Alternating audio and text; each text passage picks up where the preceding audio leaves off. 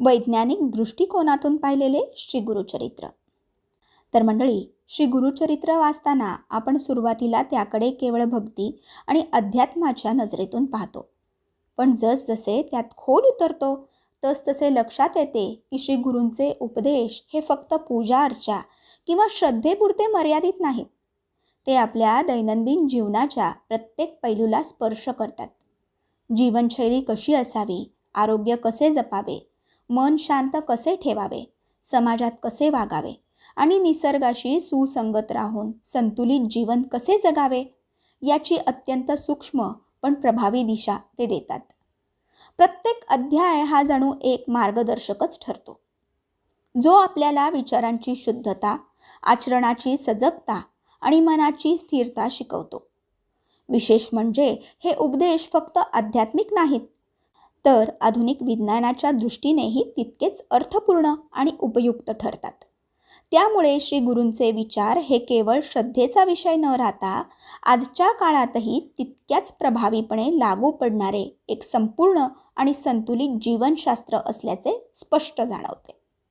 आज आधुनिक विज्ञान श्वास, आहार, दिनचर्या आणि मन यांच्यातील सूक्ष्म संबंध उलगडत आहे. पण श्री गुरुचरित्र उघडले की जाणवते की हेच ज्ञान जणू शेकडो वर्षापूर्वीच स्पष्टपणे सांगितले गेले आहे. आणि इथेच वाचक अचंबित होतो, कारण हा केवळ आध्यात्मिक ग्रंथ नसून विज्ञान आणि अध्यात्म यांचा अद्भुत संगम आहे. श्री गुरुचरित्रातील 36व्या अध्यायात आलेले गायत्री मंत्राबाबतचे खालील वर्णन जरी आध्यात्मिक वाटले तरी त्यामध्ये विज्ञानाचीही छटा दिसून येते. 24 अक्षरे मंत्रासी, न्यास सांगेन एका एकासी, एक चित्ते परियेसी. पराशर ऋषी या ओवीत अत्यंत सूक्ष्म आणि महत्त्वाचा संदेश देतात. ते म्हणतात की गायत्री मंत्रात एकूण 24 अक्षरे आहेत आणि त्याप्रमाणे अक्षराचा स्वतंत्र असा न्यास म्हणजेच शरीरावर किंवा चित्तावर देवतेचे स्थान स्थापित करण्याचा विधी आहे. न्यास सांगेन एका एकासी याचा अर्थ मी तुला या प्रत्येक अक्षराचा न्यास क्रमाने आणि स्पष्टपणे सांगणार आहे. पण यासाठी एक अट आहे, एक चित्ते परियेसी, म्हणजे तू पूर्ण एकाग्रतेने मन विचलित न होता श्रद्धेने ऐकले पाहिजेस. गायत्री मंत्रातील 24 अक्षरे ही केवळ ध्वनी नसून प्रत्येक ध्वनी शरीरातील विशिष्ट ऊर्जा केंद्रांवर परिणाम करणारी स्पंदने आहेत असे मानले जाते.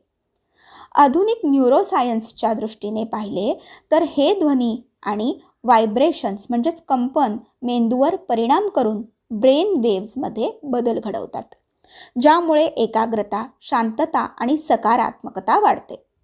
ध्यान आणि मंत्रजप केल्याने स्ट्रेस हार्मोन्स कमी होतात, हेही वैज्ञानिक संशोधनातून सिद्ध झाले आहे. यातून प्राचीन अध्यात्म आणि आधुनिक विज्ञान याचा सुंदर संगम स्पष्ट दिसतो. पुढे गुरुचरित्रात श्री नृसिंह सरस्वती स्पष्टपणे उपदेश करतात. तैसेची जाणा परस्त्रियेसी, संग केली या नरक होय. म्हणजेच परस्त्री संग हा केवळ अधर्म नसून मनुष्याच्या अधपतनाचे कारण आहे, असे ते ठामपणे सांगतात. श्री गुरूंचा हा उपदेश केवळ धार्मिक मर्यादांपुरता मर्यादित नसून इंद्रिय संयम, नैतिकता आणि शुद्ध आचरण यावर आधारलेला आहे. या विधानाकडे केवळ श्रद्धेच्या दृष्टीने नव्हे तर सामाजिक आणि वैद्यकीय दृष्टिकोनातून पाहिले असता यातील दूरदृष्टी अधिक स्पष्ट होते. अनियंत्रित लैंगिक संबंधांमुळे आजच्या काळातही HIV, एड्स, सिफिलिस, गोनोरिया यासारखे गंभीर संसर्गजन्य रोग मोठ्या प्रमाणावर पसरताना दिसतात. आयुर्वेदातही वांगभटांच्या अष्टांग हृदयात अशा अनियंत्रित आचरणामुळे शरीरातील दोष बिघडून प्रतिलोम, राजयक्ष्मा यासारख्या दीर्घकालीन व्याधी निर्माण होऊ शकतात असे सूचित केले आहे.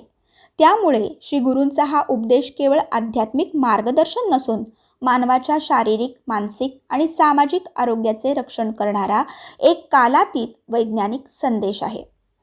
श्री गुरूंनी अन्नाबाबत दिलेले उपदेश देखील अत्यंत वैज्ञानिक आहेत. परान्न कोणाचे खावे व कोणाचे खाऊ नये यामागे केवळ धार्मिक भावना नसून त्यामागे आरोग्य आणि मानसिक शुद्धतेचा विचार आहे.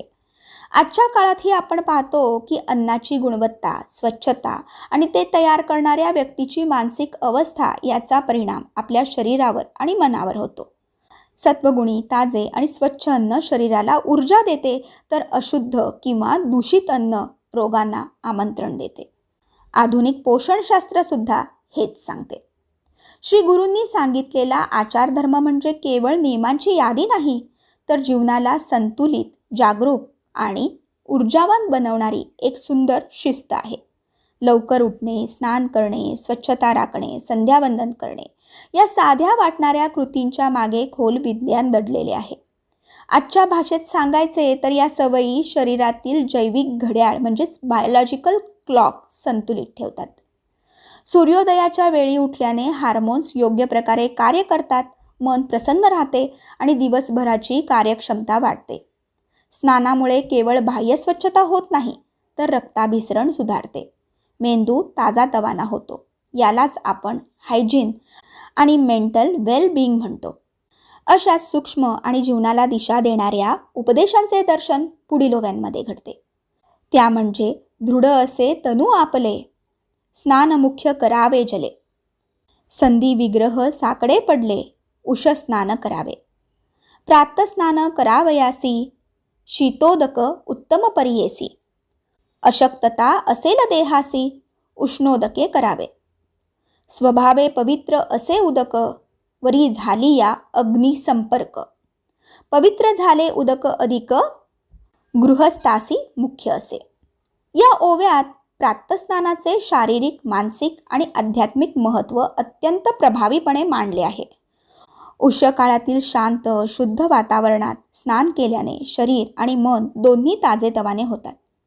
थंड पाण्यामुळे रक्ताभिसरण सुधारते, नर्वस सिस्टीम सक्रिय होते आणि जागरूकता वाढते. मात्र शरीर अशक्त असेल त्यावेळी गरम पाणी स्नायूंना आराम देऊन शरीराला स्थिरता देते. आधुनिक विज्ञानही याला दुजोरा देते. सकाळच्या स्नानामुळे मेलाटोनिन आणि कोर्टिसोल यासारख्या हार्मोन्सचे संतुलन सुधारते, एकाग्रता वाढते आणि थंड पाण्यामुळे कोल्ड शॉक रिस्पॉन्स सक्रिय होऊन ऊर्जा पातळी उंचावते. एवढेच नव्हे तर पाण्याच्या शुद्धतेबाबतही या ओव्यांमध्ये सूक्ष्म विचार आहे. पाणी स्वभावतः पवित्र असले तरी उकळल्यावर त्यातील सूक्ष्म अशुद्धता नष्ट होऊन ते अधिक सुरक्षित बनते. हे आधुनिक विज्ञानही मान्य करते. अशा प्रकारे प्रातस्नान ही केवळ स्वच्छतेची क्रिया नसून शरीर, मन आणि चेतना यांना संतुलित करून दिवसाची सुरुवात निरोगी, शांत आणि सजग बनवणारी एक समग्र वैज्ञानिक आध्यात्मिक साधना ठरते. पुढील ओवीत श्री गुरूंनी शयनाच्या दिशेबाबत अत्यंत शास्त्रशुद्ध आणि जीवनोपयोगी मार्गदर्शन केले आहे. स्वगृही शयन पूर्वशिरेंसी, श्वशुरालयी दक्षिणेसी, प्रवासकाळी पश्चिमेसी शयन करावे परियेसा, सदा निषिद्ध उत्तर दिशा, वर्जले फळ सांगितली दिशा, विप्रे आचरावा ऐसा ऋषी मार्ग शुभाचार. म्हणजे स्वतःच्या घरी झोपताना पूर्व दिशेला डोके ठेवणे, परगृहात दक्षिणेकडे तर प्रवासात पश्चिमेकडे डोके ठेवून झोपणे हितावह मानले आहे. परंतु उत्तर दिशा मात्र सदा निषिद्ध म्हणून स्पष्टपणे टाळण्यास सांगितली आहे. यामागे वैज्ञानिक दृष्टिकोनही दडलेला आहे. पृथ्वीचे चुंबकीय क्षेत्र उत्तर दक्षिण दिशेत प्रभावित होते आणि आपल्या शरीरातील रक्तामधील लोहतत्व व जैविक विद्युत प्रवाह यावर त्याचा सूक्ष्म परिणाम होऊ शकतो. डोके उत्तर दिशेला ठेवल्यास मेंदूकडे जाणाऱ्या रक्तप्रवाहावर परिणाम होऊन झोपेची गुणवत्ता कमी होते, अस्वस्थता किंवा बेचैनी निर्माण होण्याची शक्यता असते. या उलट पूर्व किंवा दक्षिण दिशेला डोके ठेवून झोपल्यास शरीर, मन अधिक संतुलित राहते, झोप शांत लागते आणि मानसिक स्थैर्य वाढते. अशा प्रकारे या ओव्यातून ऋषी परंपरेतील आचार हा केवळ धार्मिक नियम नसून निसर्गाशी सुसंगत आणि आरोग्यवर्धक जीवनशैली दर्शविणारा आहे. अखेरीस ही सर्व मांडलेली उदाहरणे ही केवळ काही निवडक उदाहरणे आहेत, पण श्री गुरुचरित्र मनापासून वाचले तर श्री गुरूंच्या अनेक उपदेशांमध्ये विज्ञानाशी जोडलेले गहन अर्थ स्पष्टपणे उलगडताना दिसतात. इथे श्री गुरूंचे प्रत्येक वचन हे केवळ उपदेश नसून जीवन जगण्याची एक कोडेड गाईडलाईन आहे, ज्यात शरीर, मन, आचार, विचार, आहार, झोप, श्वास आणि चेतना या सर्वांचा अत्यंत सूक्ष्म समतोल लपलेला आहे. आपण ज्याला आज well-being, mental health, lifestyle science किंवा बायोलॉजिकल बॅलन्स म्हणतो, त्याचे बीज या उपदेशांमध्ये शेकडो वर्षांपूर्वी स्पष्टपणे रोवले गेलेले दिसते. हे सर्व ऐकताना मनात एक ठाम विचार खोलवर रुजत जातो. श्री गुरूंनी केवळ मोक्षाचा मार्ग दाखवला नाही, तर मनुष्याचे पृथ्वीवर कसे जगावे याचेही संपूर्ण विज्ञान उलगडले आहे. त्यामुळे हे उपदेश केवळ ऐकण्यासाठी किंवा म्हणण्यासाठी नाहीत, तर त्यामागचा सूक्ष्म अर्थ समजून घेण्यासाठी आहेत. म्हणूनच पुढच्या वेळी जेव्हा तुम्ही गुरुचरित्र वाचाल, ऐकाल किंवा त्यावर चिंतन कराल, तेव्हा ते केवळ भक्तिभावानेच नव्हे तर वैज्ञानिक दृष्टिकोनातूनही पाहण्याचा प्रयत्न करा. कारण प्रत्येक उपदेशामध्ये फक्त श्रद्धा नाही, तर मानवी जीवन अधिक संतुलित, निरोगी आणि अर्थपूर्ण कसे घडवता येईल याचे सूक्ष्म आणि गूढ विज्ञान दडलेले आहे. हे कायम लक्षात ठेवा. धन्यवाद. अवधूत चिंतन. श्री गुरुदेव दत्त. श्री स्वामी समर्थ.